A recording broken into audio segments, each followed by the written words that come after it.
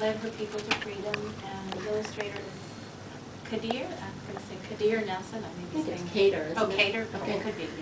Yeah. And there were some features in this that made it rise to the top for us, and I'll just talk about some of them. In terms of color, the color palette of the book, there's a certain color palette that I think is appealing and connects to the message. The lights and darks are very powerful images, and this is a very powerful story, so I think that the images kind of, the images match, I think, the power of the story. Another thing we immediately noticed was perspective, the size of certain things, so how close up certain things were versus the expanse. So you got a super close up there, and there's a page here in the back.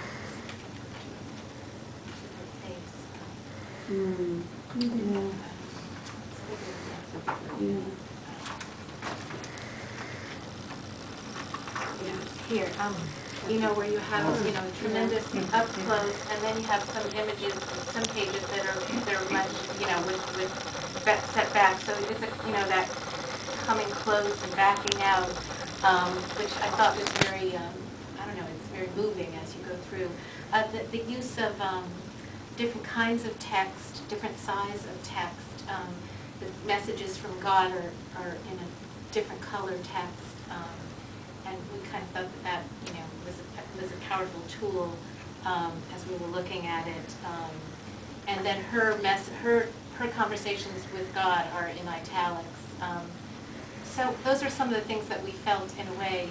Oh, and often there's things that when we talked about what would cause you to turn the page, the horizon lines, even the way that the text is moving, certain pages, the angles of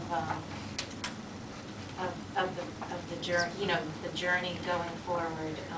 These are all things that I think, you know, aside from the just obvious beauty of each page, I think that would tie it in and sort of enhance the power of the story itself. I don't know. Anything else you want to add? Okay. A question I would like people to answer at any table is, what do you think about the voice of God in a book? Like, how do you feel about that, the voice of God? Now, as you talked about the choice of how to represent it so that it's a distinguishable voice in the font. Do you mean, would you be uncomfortable reading it? Yeah, I mean, yeah. What do you think about that as an inclusion? It's an interesting inclusion in the book, you know, to have actually the voice, instead of saying she heard God's voice, to actually have God speak in the book. I have read Mountains of Tibet many times to kids, and that has God's voice. So I guess I'm sort of not uncomfortable with it because I've read stories with God's voice. I read Elijah's Angels, and he has a vision from God, and I remember the children kept saying, or asked me if it was true, and I said, we don't know, this is what Elijah believes. The character Elijah happened to him, but one funny thing happened, and I think it's reflective of how God isn't discussed in school. God is mentioned in the book, and one kid goes, I've heard of him. Well, what concerned me when I started, I hadn't seen this book till today. When I started reading it, even the comments by Harriet Tubman, I thought, well, are those her words, or is someone giving her those words, and are those God's words?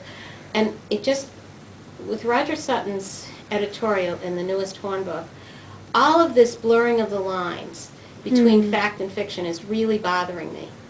I think we're going way back to where we used to be, and we worked so hard to move beyond. And so that's a problem for me. But are you supposed to be looking at that, or are you looking at the illustrations? I throw Well, that out if as it's a a question. whole, if a picture book is a whole, I don't know. That It depends. I think, because, for instance, if you examine a book in terms of nonfiction, documentation and accuracy and authenticity, Except for the Bible. if you, Except for the Bible. Well, if you look at, you know, if you look at this, you say, is this a fiction? You have to decide, what is the book setting out to do? So is it a biography, or is it a fictionalized account of Harriet Tubman? If it's a fictionalized account, then you can bring And in... I didn't look at the CIP yet, so I didn't look. Well, that would, even if the CIP, to me, if the CIP said it was biography, it would still be in my picture books, because I would look at it and say, you know, The it's thing taken me is- years to withdraw all those biographies with dialogue that you don't believe took place. So, you know. Now, I mean, if Harriet Tubman recorded that as she traveled, she heard God's voice, and this is what she heard God say, you see, then you have her recording of what she heard in her head. Whether you believe that that was God speaking or not doesn't matter. It's like what she said. It would be But a primary source. it is interesting. It is interesting to just, you know, ask what is the intent of the book, and is it successful at carrying out its intent, which is what we're really looking at. If it's trying to be an accurate biography, then you have to question, how do we know? The funny thing is, it's been cataloged in the 973s, but in the back, I just noticed that it said this fictional story is based on the spiritual journey of Harriet Tubman. So if See, it's and this- fictional, And this is where we And They're trying to doing show a lot of that. Yes. And trying to it's show the aggravating. importance Well, it's- of God and her religious belief in her choice to help people escape. In other words, it achieves that. It achieves the importance role of her spiritual sense motivating her and giving her strength to do this journey. But if it creates the idea that this is the biographical story because we know Harriet Tubman was a real person, you know, then we have to say, well, what source do we have that shows that these things were actually said? So so these are questions that committees are going to have to spend a lot of time talking about to decide. Once you distinguish the purpose of the book, then you can see whether it works, maybe and on the level in which you're examining it. All right, we have to rush on to